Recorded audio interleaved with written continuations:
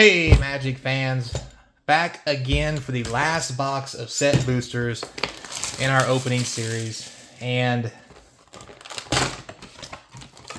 well, before we get into the shenanigans, let me just go through the rigmarole while we get set up here. Don't forget, comment, like, subscribe, hit that notification bell, all that good jazz. Helps keep the channel sponsor free as we pack these crack these packs. A little too much blood in my caffeine system. Anyway, don't forget, links in the description.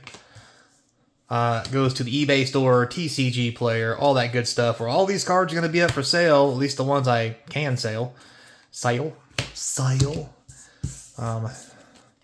Interesting signature there. Kitty. Is everybody signing with cats? What's going on here? Is that a cat? Kinda, sorta. Monica. That's kind of neat. Monica, right? M-R. Okay, anyway, moving on. Help keep the channel sponsor free if you check out eBay or the TCG player to buy some singles. The easy way to do it without buying anything is very first mythic. Very nice. Just subscribe to the channel. Come view every day and put me in the background and let the video play. So, oh, don't forget we're on Rumble. If you like Rumble, go check us out. We're over there. Link again in the description. That's just the nastiest list card. So, got these commons stuck in these uncommons is just gonna. I'm gonna have such problems sorting these cards. So in the last video, this is box 6, the last one. In the last video, we talked about the whole Cavern of Souls.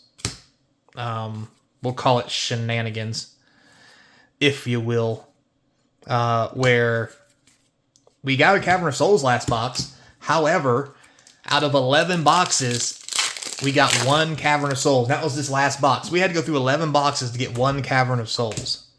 Now, the reason I bring that up, and I talked about it in the last video, is, you know, maybe Wizards is pulling some kind of nice foil shenanigans to keep, even though it's a mythic, to keep it on a lower print run in the box mapping so it doesn't come out as much.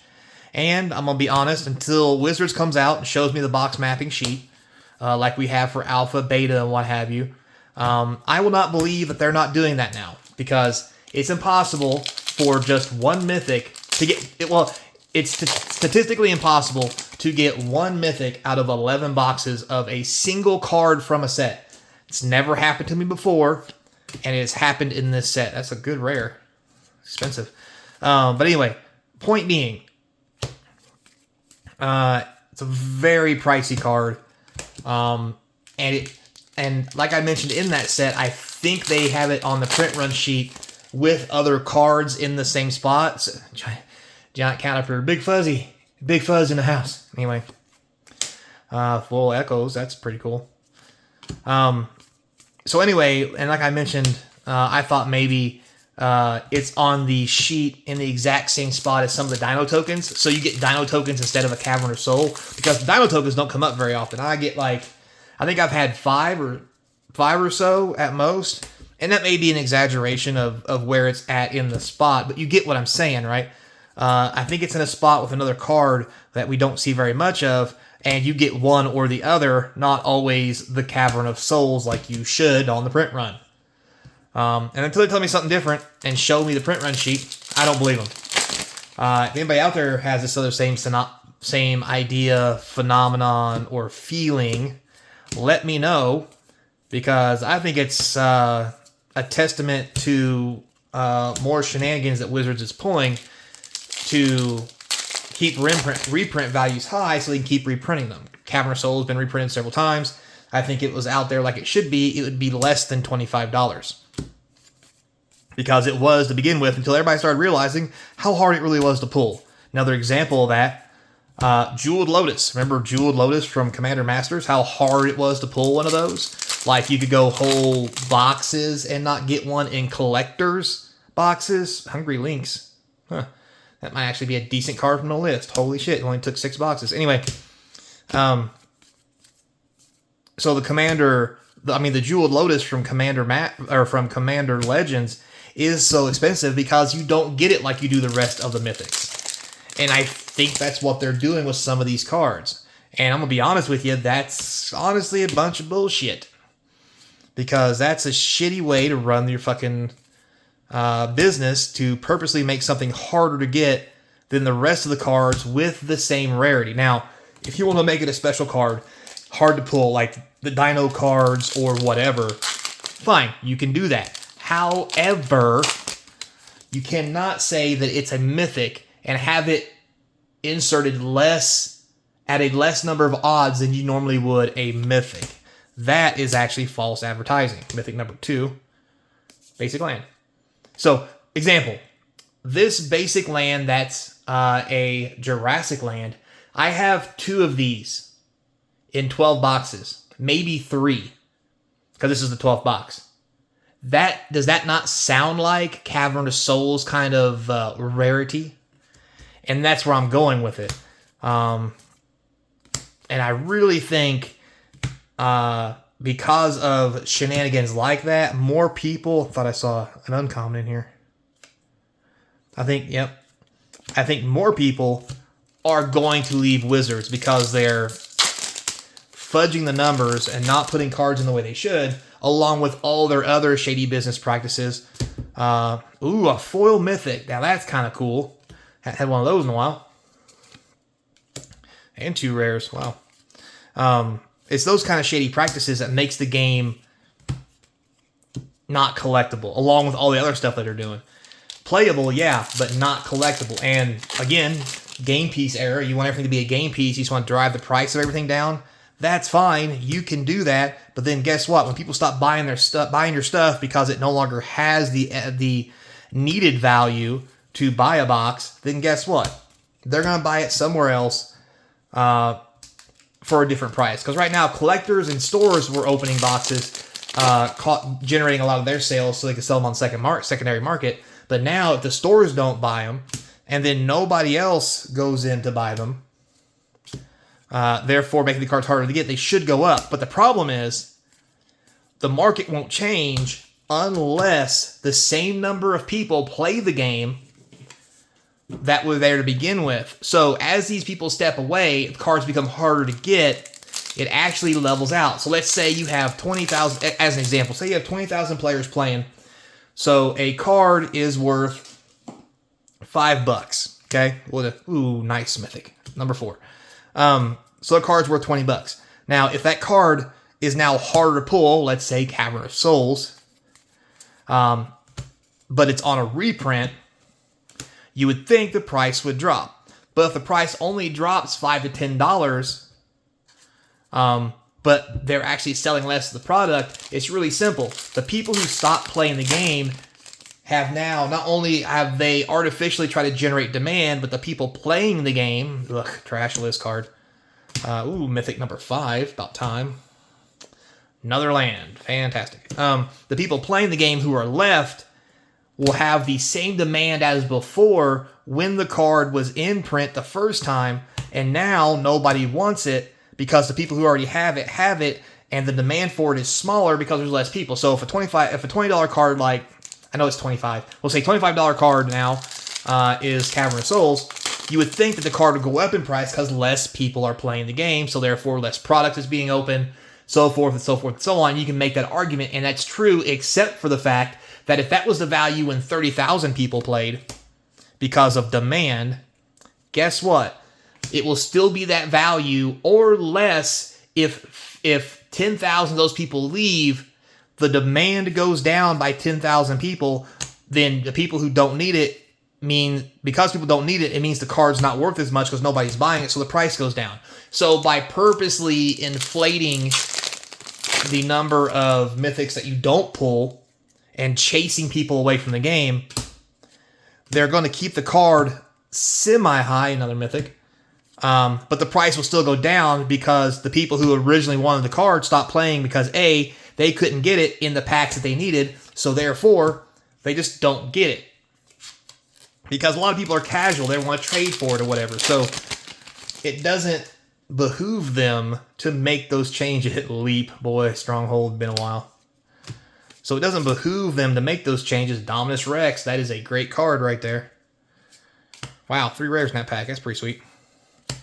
So by doing what they're doing, they may artificially inflate the price of Cavern of Souls, but at the same time, because everybody's left, nobody's going to buy the Cavern of Souls. So eventually, all they're doing is stalling what the card's really worth, and keeping it high. But at the same time, Pickaxe, that's pretty good rare, or mythic. At the same time, because people have left and nobody's buying it, that also means because those same people left because they couldn't get cards in packs when they're having fun opening packs, that means they're also selling less packs. So eventually the card will go down and their sales of the product will not increase because they've lost the customer base. Period. End of story. I know it might be kind of hard to follow and I'm kind of going off on a little tangent there. Fungus among us. That's an uncommon. But you get the point, like, you can artificially make something stay expensive by not putting it in the market, but once people give up on getting it because they can't get it in the product, they just buy an older version or they quit playing because every card becomes that way, and you have a cascading effect that eventually will bring the cost of cards down, and at the same time, while they're propping up those prices by doing it, they're going to get less sales. And they're going to wonder why. Well, I don't understand why we're not selling more. You know, the cards are harder to get. We didn't reprint them at the same. We reprinted them at the same rarity, but put less of them out there. Well, guess what? You're not solving the problem. You're causing a problem for people who want them, and the people who want them can't get them, so they're not willing to pay that high price for a card that's in standard. And the people who normally buy the product to do resales or box openings, you know, stores or what have you, are now not doing that anymore because they can't get value out of the product. And eventually, you have people like Troll and Toad who step away from Magic because it's not feasible in a business sense to run Magic the Gathering box sales and single sales because of what I just talked about. And you can agree or disagree with it all you want, but as more stores fold and more people lose faith in Magic because of what they're doing, it's just going to become a self-fulfilling prophecy. Hey, a second bridge from below. Okay. We got 2 packs left. This is a special insert card in the set for set boosters. And 6 set boosters, I have gotten 2 Bridge from Belows. I have 1 Cavern of Souls. That is not right.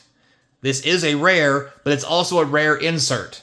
So you only get 1 or 2 of these a box, and I've gotten 2.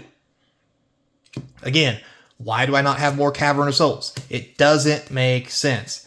And also, I'm the kind of guy who likes to be a completionist and make sets, right? Well, I think I'm at the point now where I'm going to stop making sets and buying those single cards because I don't want to. I've spent too much money on this to not get close enough to make a set. So, like, if I got to spend $60 on Caverns of Souls, guess what I'm going to do? I'm just not going to buy the Cavern of Souls and just say F it and then sell all these cards to everybody else. So therefore, I won't have that collection. So therefore, I'm not going to buy more, and people won't want to open more boxes because the Cavern of Souls is not going to be worth $25 because people are going to be stuck with it in their inventory. And if your inventory doesn't move, then there's the issue. It's a bad product, i.e., stores folding and people not wanting to play the game and all that stuff. And we can feel free to have that conversation all we want in the comment section, and we could talk all day about how the game is changing. But at the end of the day, if your game changes, it's okay to change with your game, but what do you do when the game changes to the point where you're making less money? Is that really substantial for the game? Is that fixing things? No, it's not. It's you saying, well, we got to change the way we do things because the game is different and people are different. Yeah, but it wasn't different until you made it different and the price went down on what your revenue was, which is why you changed it to make the price go up, but you're having a negative effect. Anyway. So last pack, and as usual, no Cavern of Souls. 1 Cavern of Souls in 12 boxes. 6 draft, 6 set.